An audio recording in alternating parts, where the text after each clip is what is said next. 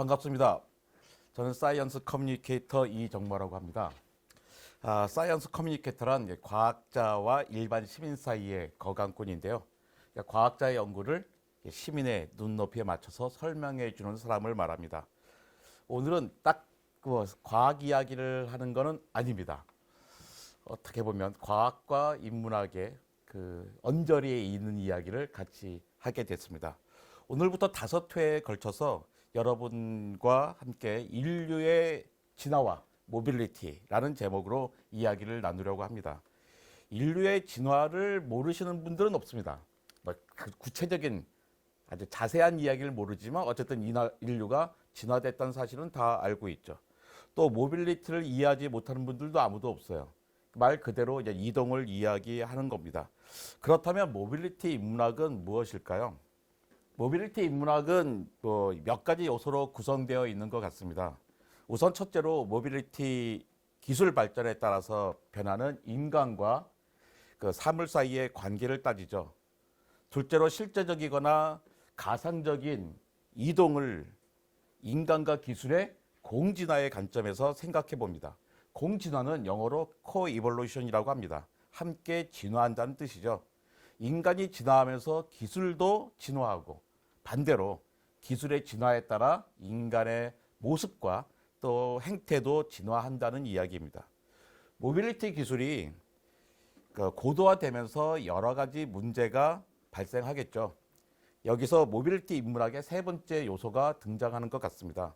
기술이 고도화되면서 발생하는 현재와 미래의 문제들에 대한 해답을 인문학적인 관점에서 제안하는 것이죠.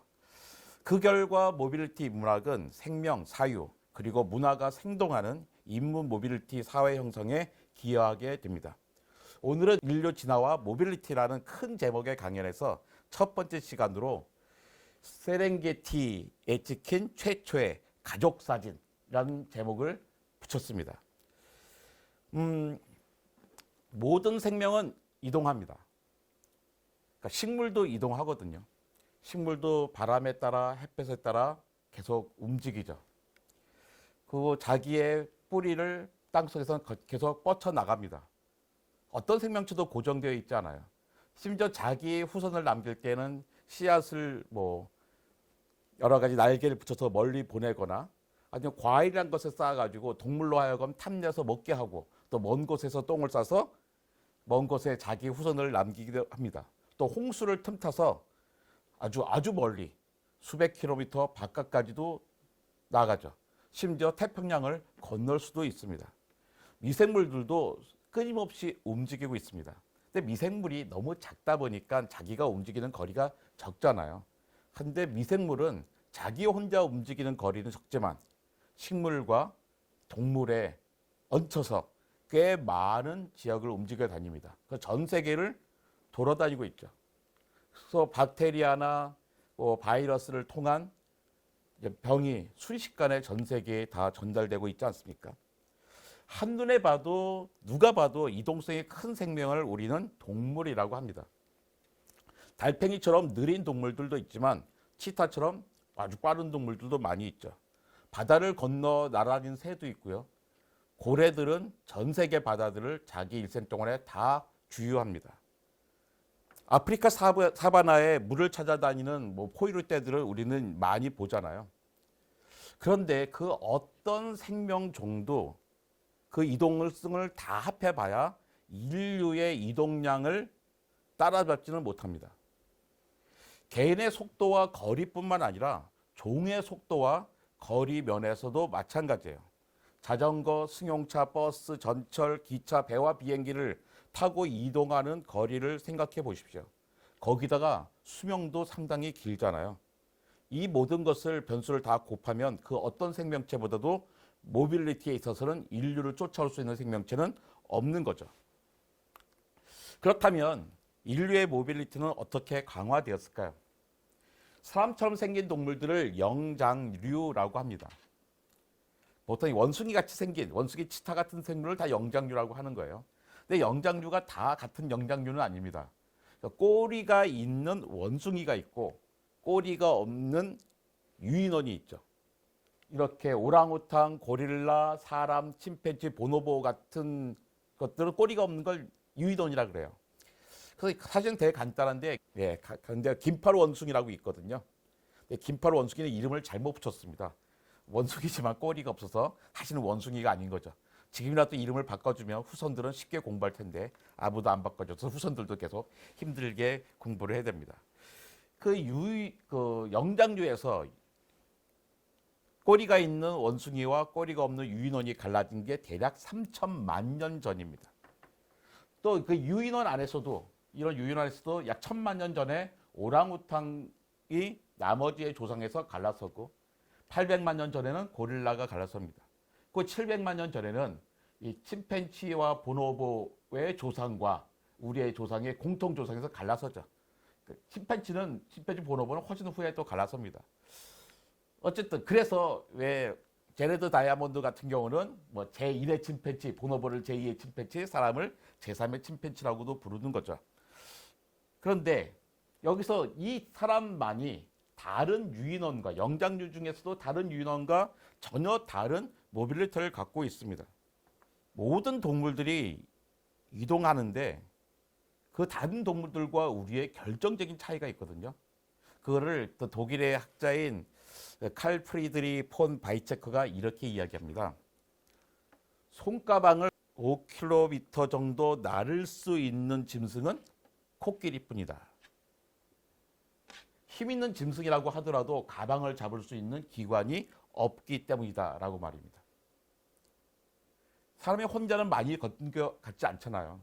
그런데 다른 생명하고 중요한 차이가 뭔가를 가지고 움직일 수 있다는 겁니다. 아무것도 가지고 다니지 못한다는 것은 축적의 기회를 못 갖는다는 겁니다. 먹이를 현장에서 먹어치워야 돼요. 오늘 힘들게 사냥한 거를 오늘 밥 먹고 내일 먹을 수가 없습니다. 가지고 갈 수가 없기 때문이죠. 표범이 딱 물어서 바로 옆에 있는 나무 위까지는 올라갈 수 있지만 몇 킬로미터 떨어져 있는 새끼한테 가지고 가지는 못합니다. 도구를 가지고도 못하죠. 그러다 보니까 문화가 축적될 수가 없습니다. 사람이 다른 동물들과 다른 점은 뭔가를 가지고 이동할 수 있다는 겁니다. 어떻게 가능할까요? 바로 두 손이 있기 때문이죠. 단 두 발로만 걸어 다니고 있기 때문입니다. 그런데 궁금합니다. 침팬지하고 사람은 DNA가 98.8%가 똑같습니다. 단 1.2%밖에 차이가 나지 않거든요. 도대체 어떤 차이 때문에 침팬지는 두 발로 걷지 못하고 우리는 두 발로 걷게 됐을까요? 두 발로 이동하는 것은 되게 어려운 일입니다. 그러다 보니까 아무도 어떤 생명체도 두 발로 걷고 있지 못하잖아요. 사람을 제외한 모든 동물들은 6,600만 년에 사라진 공룡을 제외하고는 모두 다 네 발로 걷습니다. 침팬지는 어설프게 걷습니다. 영화에 보면 침팬지가 얼마나 뒤뚱뒤뚱 걷습니까? 그러다 보니까 에너지 소모가 엄청나게 크죠.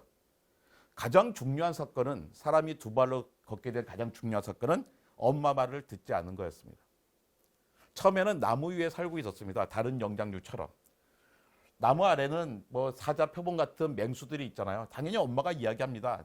절대로 내려가면 안 돼 하고요. 근데 엄마가 아무 말도 안 했으면 생각이 없을 텐데 엄마가 내려가면 안 돼 하면 어떻게 됩니까? 정말 내려가고 싶어지잖아요. 그래서 오르락내리락 하면서 많이 놓았을 겁니다. 그러다 어느 순간 다시는 올라가지 못하게 됐어요. 그러면서 초원에서 살게 됐습니다. 이제는 새로운 환경에서 적응하게 되었죠. 그러면서 신체가 급격하게 변하게 됩니다. 이렇게 아름다운 풍경이지만 사람이 살기에는 좋은 곳이 아니었어요. 왜냐하면 사람은 네 발로 있으면 멀리 보지를 못합니다. 항상 불안할 수밖에 없었거든요. 두 발로 설 수 있는 것을 보여준 최초의 인류는 아르디피테쿠스입니다. 약 500만 년 전에 살았던 생명체예요. 오스탈로피테쿠스보다도 먼저 살았죠. 아르디피테쿠스 라미두스 하도 어려우니까 그냥 아르디라고 그냥 간단하게 부릅니다. 아르디는 발바닥이 침팬지보다 더 딱딱해졌어요. 딱딱한 발은 지렛대처럼 작용해서 두 발로 걸을 수 있게 됐죠. 또 무릎뼈와 골반뼈의 각도가 미세하게 조정됐습니다. 그러면서 사람의 넓적다리뼈는 아래쪽으로 가면서 살짝 안쪽으로 기울어져 있죠. 덕분에 무게 중심이 우리 걸을 때 항상 다리 밑에 수직으로 우리 몸 아래에 놓여지게 되었습니다. 걸을 때도 무게 중심이 흐트러지지 않다 보니까 뒤뚱거리지 않게 됐죠. 단정하게 걸을 수 있으면서 에너지를 절약하게 되었습니다. 또 발바닥도 이 친구는 아직 아니지만 그 다음에 아치 형태로 변합니다. 발바닥이 아치 형태로 바뀌니까 어떻게 됐습니까? 우리가 걸어 다닐 때보다 받는 충격이 척추를 통해서 뇌로 전달될 때 완화가 됩니다. 자동차에 보면 판으로 된 스프링들이 쭉 붙어 있잖아요. 그 자동차 스프링과 같은 역할을 하는 겁니다. 거기다 사람은 발이 엄청나게 큽니다. 집에 있는 강아지, 고양이뿐만 아니라 동물원에 있는 커다란 사자, 호랑이랑도 비교해 보십시오. 사람 크기에 비해서 엄청나게 발이 크거든요. 두 발로 섰을 때 우리의 체중을 분산시킬 수가 있습니다. 다른 동물들은 상상하지 못하죠. 거기다 사람들은 또 엉덩이가 어떻습니까? 엉덩이에 3개의 뼈 근육이 붙어 있거든요. 엄청나게 강한 근육이 있어서 잘 걸어 다닐 수가 있어요. 요즘은 우리가 하도 자리에 많이 앉아 있다 보니까 엉덩이의 근육이 점점 약화되고 장단지 근육을 많이 쓰게 되긴 했습니다. 이 아르드피테쿠스는 약 500만 년 전의 생명체였습니다. 그 다음에 300만 년, 400만 년 때는 오스트랄로피테쿠스가 살고 있었죠. 오스트랄로피테쿠스는 남쪽 원숭이라는 뜻인데요. 이름을 잘못 붙였죠. 원숭이는 아니거든요. 원숭이하고는 아무 상관도 없습니다. 그냥 인류라고 보면 됩니다. 그 첫 번째 오스트랄로피테쿠스가 지금의 에티오피아에서 발견되었습니다. 1974년에 발견된 뼈는요, 한 키간이 1m쯤 됩니다. 320만 년 전에 살았고, 오스트랄로피테쿠스 아파렌시스라고 합니다. 약 40% 이상의 골격이 남아 있습니다.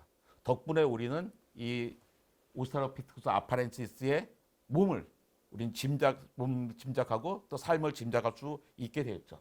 근데 이름이 너무 어렵잖아요. 오스트랄로피테쿠스 아파렌시스 계속 이야기되는데 그래서 간단하게 루시라고 주로 불립니다. 왜냐하면 그 캠프에 발굴한 캠프에 비틀즈의 노래 루시 인 더 스카이 위드 다이아몬드라는 노래가 울려 퍼지고 있었거든요. 그래서 간단히 루시라고 부르기로 했습니다. 자, 그렇다면 이 루시는 어떻게 살았을까요? 아마 6명에서 8명 정도 되는 무리가 영양 무리를 이끌고 몇 시간째 쫓을 수 있었을 겁니다. 주변을 두리번거려요. 혹시 표범이 같은 강한 짐승이 있지 않나 보다가 얼른 피할 수 있는 나무 곁에서 떨어지지 않으려고 합니다. 맹수가 단순히 적만은 아닙니다. 맹수는 옛 인류에게 좋은 친구였죠. 왜냐하면 맹수들은 사냥을 하고서 한 번에 다 먹지 못하거든요. 반드시 남겨둡니다. 남겨둔 거는 독수리나 하이에나, 그 다음에 우리 인류의 조상의 차지가 되었습니다. 루시의 골격을 통해서 그들의 뇌를 추정해 볼 수가 있습니다. 침팬지는 태어날 때 약 130cc 정도의 뇌를 갖고 태어납니다. 어미의 골반을 쉽게 통과할 수 있죠. 어른이 되면 400cc 정도까지, 390cc까지 커집니다. 근데 루시는 똑바로 쓰다 보니까 골반이 좀 짜부러들었습니다. 그래서 거의 새끼 때 태어날 때, 어릴 때 태어날 때 뇌는 160cc밖에 안 되지만 태어날 때 이미 이때부터 출산의 고통은 생긴 거예요. 어른이 됐을 때는 거의 침팬지하고 큰 차이가 있지 않았습니다. 우리랑 비교해 보면 저 차이는 좀 많이 납니다. 에티오피아 남쪽에는 탄자니아라는 나라가 있습니다. 나는 아프리카 여행을 하고 싶어. 할 땐 딱 두 가지입니다. 저 위에 이집트 구경을 하고 싶다든지 아니면 탄자니아를 가고 싶다는 거죠. 탄자니아의 사파리 생각을 하는 겁니다. 우리 세렝게티라는 동물원, 국립공원 이야기를 많이 듣잖아요. 탄자니아의 세렝게티 변두리에는 루시와 여기서 에티오피아에서 발견된 루시와 동시대의 사람 3명이 남긴 발자국이 있습니다. 예, 발자국이 여기 한 명 있고요. 조그만 발자국이 여기에 있는 거죠. 여기가 화산재였습니다. 화산이 터졌어요. 아마 자기가 살던 지역에서 화산이 터지니까 화산재가 쏟아지고 있고 그래서 멀리 떨어지기 위해서 걸어갔던 것 같습니다. 그 화산재가 비에 젖었다가 나중에 바짝 말라서 320만 년 후에야 우리에게 드러난 것이죠. 이 위대한 발자국이 첫 번째 발자국이 북쪽을 향해 걸어갔습니다. 이 발자국에는 아치가 보여요. 그래서 이거 유인원이 아니라 사람의 발자국임을 우리가 확실히 알 수가 있는 거죠. 이 발자국은 재밌습니다. 이 어른의 발자국은 겹쳐 있어요. 누가 한 명이 밟고 갔는데 그 다음에 쫓아온 사람이 계속 그 발자국을 차곡차곡 밟고 온 거죠. 아마 자기가 특별한 관계가 아니라면 굳이 남이 밟을 발자국을 누가 일부러 그만 밟겠습니까? 앞서 가던 남편을 쫓아가던 아내의 발자국일 수 있습니다. 이 우리의 시각이고요. 요즘 인류학자의 시각은 정반대입니다. 여성이 먼저 앞서가고 있고 남편이 그 자리를 졸졸 쫓아갔다고 생각하는 거죠. 여기에 아이 한 명은 장난치듯이 직선에서 벗어나 요리조리 다니고 있습니다. 이 화산재에 찍힌 3명의 발자국은 세계 최초로 남은 인류 최초의 가족사진인 셈입니다. 이 가족사진은 인류가 2발로 서서 걸었다는 직접적인 증거죠. 이들이 맨손으로 걸었을까요? 저는 아닐 거라고 생각합니다. 왜 2손이 있는데 맨손으로 가겠어요? 자기가 살던 곳에서 뭔가 가지고 갔겠죠. 화산재가 쏟아지고 있습니다. 그냥 뛰어간 거리가 아니라 거리상 보면 뛰어간 거리가 아니잖아요. 걸어갔다는 것은 나름대로 여유가 있으니까 자신이 먹었던 것들 아니면 걸어갈 수 있는 애 말고 품에 또 다른 아이를 안고 갈 수도 있습니다. 누가 화산재에 갇혀서 죽은 다른 동물의 시체를 어깨에 짊어지고 가는 걸 수도 있겠죠. 그 빈손에는 하다못해 돌멩이나 나뭇가지라도 가지고 갔을 겁니다. 인류의 모빌리티는 단순히 2발로 서서 시작한 게 아닙니다. 2손이 무엇보다도 중요하죠. 지금도 마찬가지 아닙니까? 지금 우리가 운전할 때 2발로 하는 게 뭡니까? 브레이크와 엑셀러레이터를 밟은 거잖아요. 되게 단순한 일을 합니다. 하지만 손으로는 더 많은 걸 하고 있죠. 핸들을 돌려서 방향을 바꾸고 방향 지시등을 켜고 라디오를 켜고 히터와 에어컨을 조작하고 또 창문을 오르내리고 자기 시트의 각도를 조정합니다. 우리에게 손이 없다면 다른 동물들의 이동과는 아무런 차이가 없었을 겁니다. 우리가 5시간 동안에 걸쳐서 인간의 모빌리티에서 살펴볼 텐데 인간의 모빌리티는 바로 손에서 시작한 것이죠. 아마 다른 동물에 대해서 우리가 모빌리티를 연구하지 않는 까닭은 그들에게는 손이 없기 때문일 겁니다. 우리가 손이 생기기 위해서는 또 2발로 서야 했던 거죠. 거기까지는 일단 첫 번째 사건은 엄마 말을 듣지 않고 나무에서 내려온 거였습니다. 근데 나무에서 내려온 것만 가지고 인간의 모빌리티가 완성되지 않죠. 그 다음 이야기는 다음 시간에 계속하겠습니다. 감사합니다.